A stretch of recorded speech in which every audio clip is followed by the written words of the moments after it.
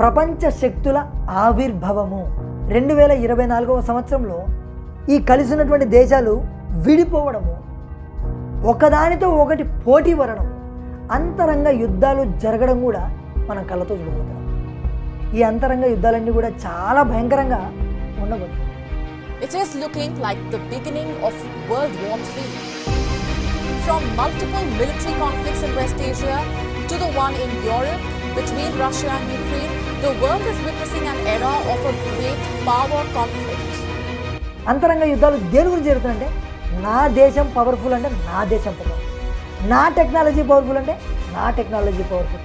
ఇలాగా అంతరంగ యుద్ధాలు దేశాల మీద దేశాలు జరగబోతున్నాయి.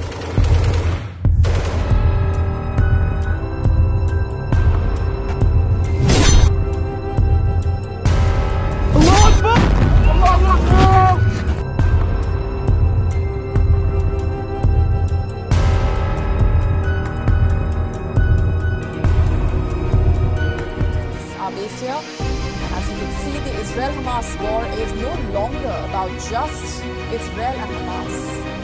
It has put the entire region in a ring of fire, and the chaos has spread.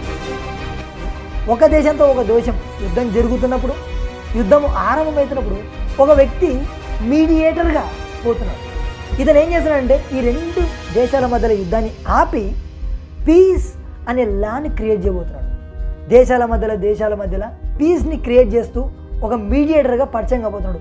వాడే యాంటిక్రైస్ట్. ఇది ఒక గుంపుగా, ఒక జనాంగంగా ముందు ఆరంభమవుతుంది. ఆ జనాంగంలో ఉన్నవాడు వాళ్ళందరినీ నడిపించేవాడే అంత్యక్రియ. A growing number of countries are working to get Russia on the table for peace talks with Ukraine. Representatives from more than 80 countries held talks in Davos seeking common ground on a peace formula for the Russia-Ukraine war. Ukraine welcomed this event as a positive step in the direction of peace and stability. యెషయా గ్రంథము 60వ అధ్యాయము 1-2 వచనాలు. నీకు వెలుగు వచ్చి ఉన్నది, లెమ్ము, తేజరిల్లుము, యెహోవా మహిమ నీ మీద ఉదయించెను. చూడుము, భూమిని చీకటి కమ్ముచున్నది, కటిక చీకటి జనములను కమ్ముచున్నది.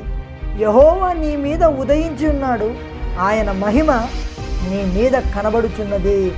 ఇక్కడ మీరు గమనిస్తే ఈ వచనంలో చీకటి, కటిక చీకటి అని, చీకటి అనేది బ్లూ ప్రింట్, కటిక చీకటి అంటే కంప్లీట్ వాడి పరిపాలన. అంటే యాంటిక్రైస్ట్ బ్లూ ప్రింట్ ఏంటి? చీకటి. అంటే ఇది 2024వ సంవత్సరము వాడి యొక్క బ్లూ ప్రింట్ పరిపాలన, వాడి గ్యాదర్ చేసుకోవడం, వాడి ప్రిపరేషన్స్ అనమాట. ఇవన్నీ ప్రాక్టీస్ చేస్తున్నాడు. ఒక ట్రయల్, అర్థమైందా? రియల్ ఎప్పుడు ఉంటుంది? ఈ బ్లూ ప్రింట్ తర్వాత రియల్ స్టార్ట్ అవుతుంది. రహస్య రాకడ అయిపోయిన తర్వాత, రహస్య రాకడ అతి సమీపంలో ఉంది. 2024లో యేసు ప్రభు వచ్చిన కూడా ఆశ్చర్యం లేదు. 10% ప్రజలతో దేవుడు మాట్లాడతాడు. లెమ్ము, తేజరిల్లుము, దేవుని మహిమ నీ మీద నిలబడబోతుంది అంటున్నాడు. దేవుడు తన శక్తిని అత్యధికముగా ఇవ్వబోతుంది. వాక్య ప్రత్యక్షతలు, స్వస్థత ప్రత్యక్షతలు, విడుదల ప్రత్యక్షతలు, 9 కృపావరాలలో లోతైన సంపూర్ణత. దేవుడు ఆయన శక్తిని ఆయన సంఘాల ద్వారా, ఆయన బలమైన 10% విశ్వాసాల ద్వారా, సంఘాల ద్వారా దేవుడు బయలుపరచబోతుంది. అందుకే నీ దేవుడు చెప్తున్నాడు, ఆ 10%లో నువ్వు ఉంటే నీకన్నా దృష్టితో నువ్వు వెళ్ళవు, నీకన్నా దృష్టితో ఇవ్వలేవు. ఇప్పటిదాకా నువ్వు అనుకుంటున్నావు, దేవా నాకు ఈ కృప ఉండే చాలు, నాకు ఈ శక్తి ఉండే చాలు, విడుదల వరం ఉండే చాలు, స్వస్థత వరం ఉండే చాలు అని చెప్పేసి దేవుని కొరకు కనిపెట్టుచున్నవాడా, దేవునిని వెతుకుచున్నవాడా, ఇది నీ కొరకే, ఈ సంవత్సరము నీ కొరకే. లెమ్ము, తేజరిల్లుము, దేవుని మహిమను నువ్వు ధరించుకోబోతున్నావు. విశ్వాసాన్ని కోల్పోవు, నీ విశ్వాసాన్ని ఘనంగా పట్టుకో.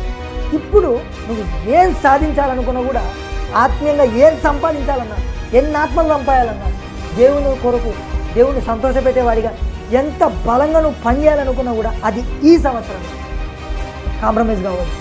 ఇది నీ సంవత్సరం.